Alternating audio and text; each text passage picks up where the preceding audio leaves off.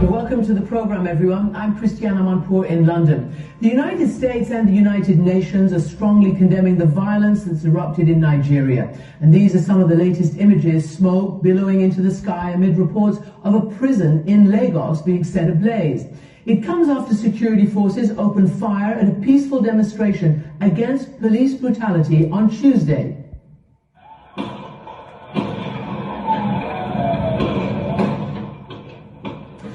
Witnesses and Amnesty International say at least 12 demonstrators were killed in Lagos, which is Africa's most populous city. And across the country, Amnesty says a total of 38 have been killed on Tuesday alone. But the Lagos state governor denies there were any deaths. This brutality in one of Africa's biggest cities comes amid a global uprising for justice and equal rights. And powerful voices from Joe Biden to Beyonce have joined in denouncing this violence. Activist and renowned rapper Folarin Falana, better known by his stage name Falz, led one of the first protests 2 weeks ago, and he's been taking part ever since. And he's joining me now from Lagos. Falz, welcome to the program. We're coming to you because you've obviously got, the pulse of the people. You've got 7 million Instagram followers, and you have been organizing some of these protests and joining in. Can you tell me how this all started? What turned this city into violence? Wow, it's really crazy for everyone out here. It's a horrible time. And if this was yesterday, I probably wouldn't have been able to take this call because I was extremely distraught. It was a horrible incident. But it started probably about 2 weeks ago, roughly about 2 weeks ago, on the 8th of October. Myself and another artist named Runtown, we had shared on our Twitter and Instagram pages that we were going to do a walk, just a march, a peaceful protest against all forms of police brutality, all forms of police misconduct in general. And we did that with the hashtag #EndSARS.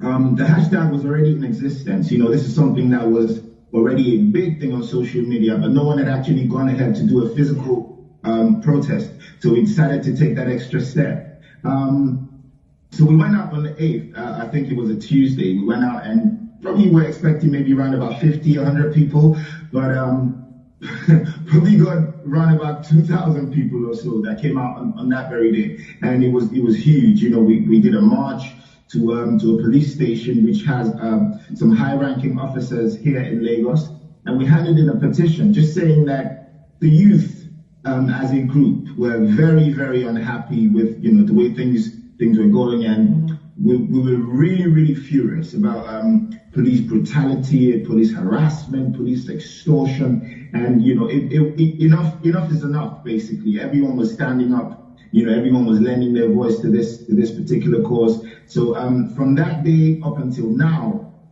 back to back, it's been a different state in the country, because there's 36 states in total. Right. But apart from that very one on that day, we didn't even have to call for people to come out in other states. Everyone just trooped out, on their own. It's been crazy. It's been really crazy. Falz? Yeah.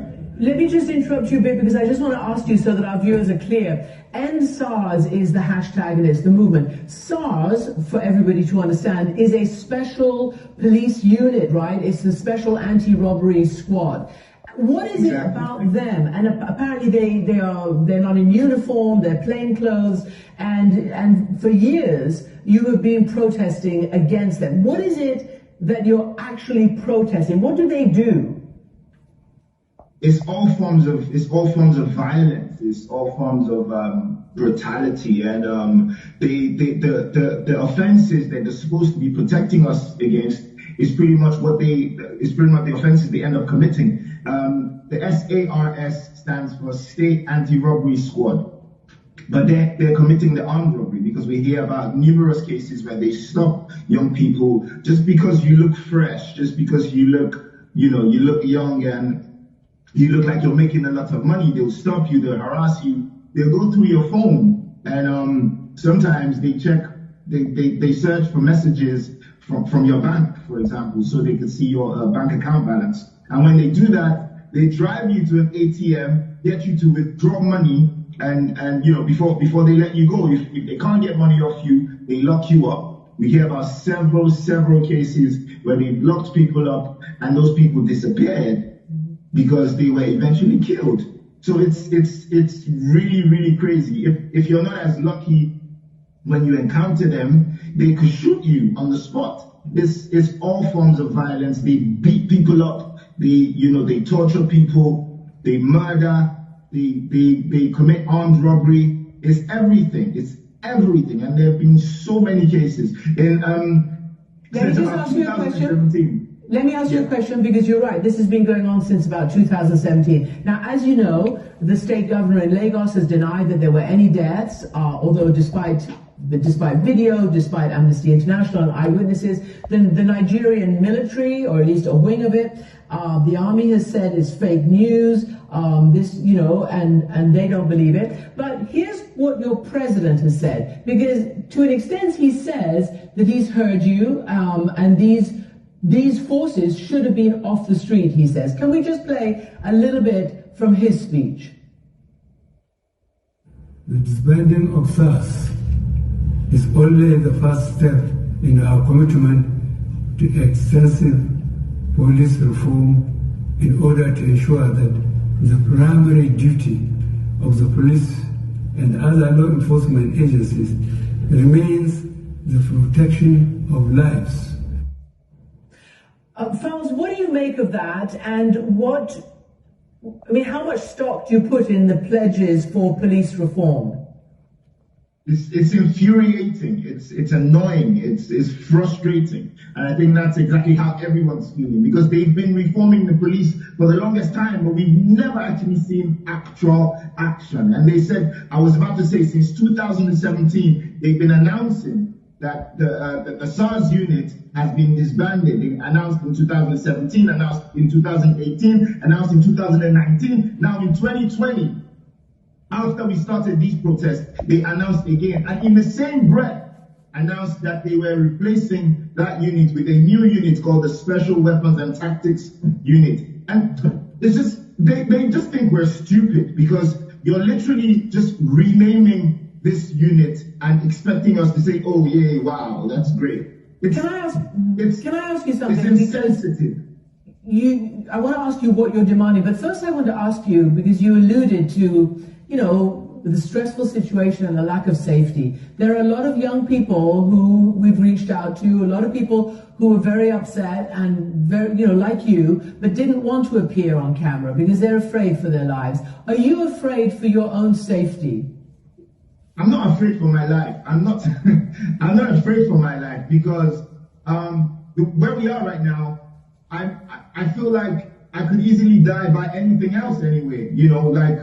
There's a sheer, I don't even know where to start from. We have non-existent healthcare, for example. We have a seriously high level of poverty. There's unemployment. We're in a critical state because of how much corruption and just mismanagement of funds that we continue to see on a daily basis. So if I don't come out to sort of complain about the state of things, I could sit down and I could have an accident on my way to work or something, and I could die as a result of that, because the state of the healthcare is nothing to write home about. We don't even have proper hospitals. Our hospitals aren't well equipped.